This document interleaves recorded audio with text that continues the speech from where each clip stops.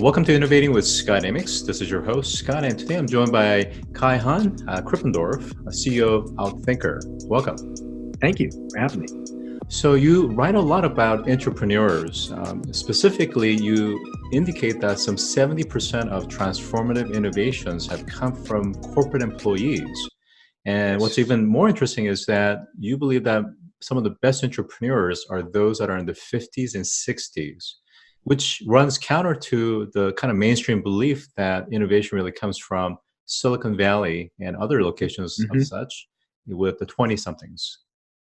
Yeah, I think that's, it's fascinating because I wrote my first book in 2004, and this is my fifth book. All my other books are kind of about how to ideate. And I'd done a lot of work of ideation, but there's this idea that if the ideas are actually going to go somewhere, then you got to take them to a garage in the West Coast with a small team. Many of the stories that we admire are that of the entrepreneurs, as you described. So what I did is I wanted to test that, and I found a list of the 30 most transformative innovations for the last 30 years, vetted by professors off of many submissions. And what I found is actually 70% were contributed and conceived of by employees, not by entrepreneurs. Internet, email, MRIs, DNA sequencing, much of the solar technology. And so we would live in a radically inferior world if it were not for employee innovators. Yeah, I think that's a really interesting point. And I think some of the things that perhaps maybe that gets a little bit lost in terms of innovation is that the kinds of technologies that you just use as examples really requires a certain environment, whether it's financial resources or the know-how and other resources, because oftentimes innovation isn't just done in a kind of a black hole. It's done with collaboration in mind. So when you're working within a kind of corporate or even government or even DARPA type of related projects, you have those resources and people skills to be able to actually realize some of these innovations. Yeah, I interviewed 150 internal innovators as part of this project, and what I found is that the challenge is kind of the opposite. In that, with an entrepreneurial project, it's easy to start up, but it takes a lot of effort to scale.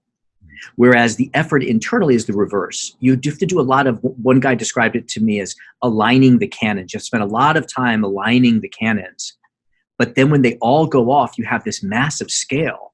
You have channels and offices and staff and experts and distribution that you can turn on and really scale much more quickly than an entrepreneur can. Yeah, couldn't agree with you more. So let's talk about your latest book, Driving Innovation from Within, a guide for internal entrepreneurs. So specifically, let's talk about the 7 barriers to disruption that you outline in the book. Yeah, certainly. So I asked each person I interviewed what was the primary barrier that they saw, and I collated them and kind of stack ranked them. And I put them into a framework that's easy to remember, hopefully. It spells Innovate, I-N-O-V-A-T-E. And so intent, I, is really about activating the desire and the belief that we can innovate. Need is about having employees understand what the company needs. Most employees don't understand the strategy, so they look to innovate in the wrong places. O is about options and the patterns by which you can create more innovative options. There's sort of a science behind that. V is value blockers, and that basically speaks to the fact that new innovations, if you're introducing them inside an established organization, their business model, their natural business model might conflict with the existing business model. So value blockers is about untangling those business model blockers. And then ACT is really about taking action on an idea in order to prove it. When in an established organization, you're often asked to prove the idea before you're allowed to take action. So this is that agile experimentation. T stands for team, and I think this is what you're kind of alluding to, is that you need to be able to pull together a cross-functional team from across the organization. And to do that, you probably are going to have to inspire people to work on your project for the intrinsic value of it rather than getting ordered by a boss to do so. And then E stands for environment, which is understanding the organizational environment, finding the right mix of talent and structure and culture and leadership that creates an island of freedom that allows you to innovate. So think of these as 7 steps or 7 journeys and barriers that you need to overcome in order to take an idea into the market. So walk us through maybe one or a couple of those in terms of what are the challenges, and of course, it's going to vary depending on the industry sector and the size of the organization. And what are some tips and best practices to overcome some of these barriers? Certainly. I think that the most interesting one of the most interesting one is value blockers, which is that when you have an idea, your idea has a natural business model around it. And we often hear people say things like, oh, if you try to innovate inside an established company, you evoke these innovation antibodies that try to emerge around the idea to kill the idea, right? And what I found is that successful innovators don't view those as evidence that you cannot innovate, but as simply new problems to solve. The Xbox, for example, is a great example of an innovation that was created by a company that probably you wouldn't expect to be as successful. So here was Microsoft that doesn't have a very cool brand, and now they're going to go into gaming, and you need to have a cool brand. They've never produced hardware, and now they have to produce hardware. Lots of reasons why that innovation wouldn't work. But as they looked at the business model, they found one subtle shift that they could make to their plan, which was instead of creating a copycat PlayStation that would appeal to game developers that are used to developing on large gaming platforms, they instead focused on their existing developer market. So these are game developers who are already used to developing games for PCs. And that allowed them to pull together an audience of game developers and immediately go out to market with attractive games, with a big catalog of games. So the key there is to look through these different value blockers. I believe there are 8 different value blockers, and saying, where am I going to face a value blocker, and how can I re-engineer the idea a little bit in order to remove that friction?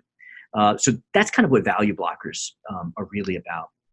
The other one I would say that comes up often is in understanding need, is that many would-be internal innovators grow frustrated, right? Because they feel that there is an idea that they have that the market wants, but the company won't embrace it. And they feel like there's something wrong with the company or the organization, that they won't be willing to see the beauty of my idea. And the ones that are less frustrated, what I see is that they view the company as a customer. And just like if you brought a product to a customer and the customer rejected it, you wouldn't make the customer wrong. You would seek to understand what is wrong about the idea. How can I improve the product to make that customer want it? And so you want to do the same thing with the company. There are tons of examples of this, but the person who developed the famous London Tube map, he tried to convince the London Tube Authority something like 30 times to adopt his map. Each time they said no, he didn't take his rejection. He took it as customer feedback, and he went and addressed their concerns until they finally launched it and was hugely successful. So those are kind of, I think, the 2 that really jump out most often. Yeah, so as far as pattern recognition, in terms of what you're saying, it's interesting because the problem is the problem. That's not going to change, but the reframing and the way you interpret and process that is really what you're talking about. That it's not about them against me, but rather how do I flip it around so that it's really around their needs and Right. their needs assessment, and making sure that you're catering. And in that Right. process, really, you're talking about primary research, isn't it? And when you have that fit, it's a cultural fit, organizational fit that eventually can grow to become market fit as well. I want Right. to ask you a follow-up question, which is, what is the difference of the 2 kind of lexicons that we hear very often, which is innovation versus disruption? So I think disruption is a very specific pattern of innovation. So innovation would be the adoption of a new idea that's valuable. I think those are the 3 things that most definitions of innovation say. It's got to be like new and interesting. It has to be adopted. It has to be valuable. So great ideas that don't go anywhere. As Steve Jobs says, uh, innovation is creativity that ships. If it doesn't ship, it doesn't sell, it's not innovation. It's a creative idea. Now, the disruption has to do with how the competition responds to the idea. And the specific pattern of, I think there are 36 actually different competitive potential reactions to a new idea. But the one that specifically disruption speaks to is that you target a market segment that your competitors view as not valuable with a service that they view as inferior, so that when you take that, they don't try to resist you or copy you or fight you, because they sort of say, well, you can have that part of the market. I'm happier with this part of the market.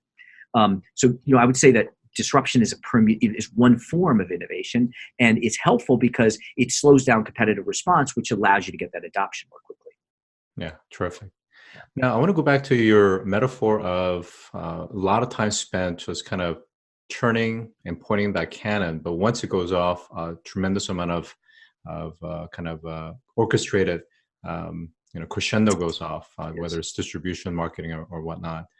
Talk to me a little bit about the importance of entrepreneurs to really create that groundswell of support, Yes. and what it takes, not just from kind of the tactics, but also the patience. Yes. Yeah, it does take a lot of patience, but being an entrepreneur also takes a lot of patience. So the woman who really inspired me to write this book was a client of mine who came up with an idea and really turned it into something exciting. She was an editor at Macmillan. Her name's Jean Faywall. And she had this idea. We could go into the idea, but we don't have to. The point is that she wasn't going to get permission from her boss to take time off to work on this idea. So she sent out an email and said, here's the idea. Here's why I think it's exciting. If you're interested in this, let's have pizza next Thursday and let's talk about it. She told me that if 7 people showed up, that she would do the idea. If fewer than 7 people, then she knew there wasn't internal support for it or excitement. So she was happily surprised when 30 people showed up for that pizza. They ran out of pizza, of course, but she had a whole team. And then they started meeting every week and dividing work up and saying, hey, you work on the website, you work on the customer thing, you look at legal. And these were people from across the company, from finance, from accounting, people who don't normally work on books. And so the kind of challenge here is that these people don't all report to one person, because accounting reports to the CFO, marketing reports to the CMO. So unless you go to the CEO, you won't be able to find someone who can say, you, and you work on this idea. So we have to get these people to want to work on the idea, right? Which means we need to create a sense of intrinsic excitement about the idea. And then you put some of the fundamentals in place, like having one really exciting goal, having a fast rhythm of meeting and interaction, making sure you have the right combination of skills and thought and thinking styles, having the right type of that diversity. So those are kind of the fundamentals of pulling together this team, which I think is important, because the story that we usually think of when we think of corporate innovation is that you take the idea and you put it into an incubation team or the innovation lab, right? And there's a dedicated team working on it. That is a great way to overcome many of the dilemmas. But what I found, if we backtrack of these big innovations, very few of them went through that formal process. Usually it is that person who perseveres and pushes and inspires and patiently builds excitement of the idea internally. Yeah, that's really interesting, very fascinating. Instead of focusing on all the things that corporate innovation has challenges with, let's talk about 1 or 2 kind of case studies of how companies have done great work in terms of corporate innovation and the key takeaways. Yeah, I think that you can kind of approach it from the different areas of the business, from a cultural perspective or an organizational perspective. I think a great example of a company that has done something interesting in the organizational dimension is a Chinese company whose name I'm forgetting at the moment. Haier. They are one of the largest, and I think the largest, manufacturers of appliances. They've had 10 years of 25% profit growth annually, so hugely successful. And what they did is they took their whole hierarchy and they broke the business down into 4,000 micro enterprises, where each micro enterprise has a CEO, and that CEO can be voted out by the other members of that micro enterprise if they don't like the CEO. So the CEOs are constantly under pressure. They even make the support functions, they even make finance and accounting and HR become micro enterprises that need to sell their services into the internal micro enterprises. So they really disperse the freedom to and market exposure to 4,000 CEOs essentially inside the company. They become a platform of innovators. So that is a great example of a company that does it well from a structural perspective. I think from the cultural perspective, Netflix is very interesting in the norms that they put in place, such as no process. They say if you create a process that if you create a foolproof process, you're only going to attract fools. And so what we want people to have the freedom to do is rethink the process. So that's one of the reasons I think that Netflix has so far been very effective at adapting to changes in the market. Yeah, I want to go back to the hair example. Is that you rightly called that you've kind of essentially fragmentized organizations in such a way that you've created many CEO-centric organizations, kind of autonomous organizations. But at the same time, if they're not careful, it can also lead to kind of a popularity contest as well. Yeah. So how do you distinguish between a charismatic leader versus the true P&L and the metrics that drives that organization, the likability versus the real core business acumen? And as far as Netflix, it is a great example. Yet at the same time, they're not a 15, 25-year-old company with legacy in terms of organizational and cultural kind of embedded issues that's difficult to change institutionally. Yes. Yeah, I think an older company that has adapted a newer approach, and they were actually inspired quite a bit by Netflix, is Microsoft and the transformation that they have engineered over the last 5 years or so. And I've gotten to do some work in Microsoft and got to see some of that firsthand. But it really comes from a cultural shift internally. As far as the risk of the hair model becoming a kind of popularity contest, I think a nice way to think of it is that in any organization, there are different forms of group decision making. There are hierarchies. There are also marketplaces. There are communities. There are ecosystems, and there are democracies. And so in the hair model, we do have a democracy of sort at the micro enterprise level. But each micro enterprise is ultimately judged by its profitability and its value, because it's selling its services and it's carrying its costs. And so if the popularity results in a micro enterprise that is underperforming, the market will step in and kind of put red lights on the micro enterprises that are underperforming. So I think if you took any company and you looked across the formal and informal ways that decisions are made, and you look at which of those 5 are in play, you often find there's a tension between multiple forms of decision making. Great response. So any final advice that you could give to corporations in terms of at the board level as well as at the executive level as they think practically about what they can take away from your book? Yeah. Well, I think the first thing is to recognize that your next big idea, the next billion-dollar business, the idea that your company will become in the future, is more likely to come from the employees in your company than from your strategy team, than from your innovation team, than from your acquisition. And that there is a powerful resource that if you can activate it, have it understand what the company cares about, have it love the company, and in service of the company, that can really become your real competitive advantage. So on that note, I've been joined by Kaihan Krippendorff, CEO of Outthinker. Thank you for joining today. Thank you.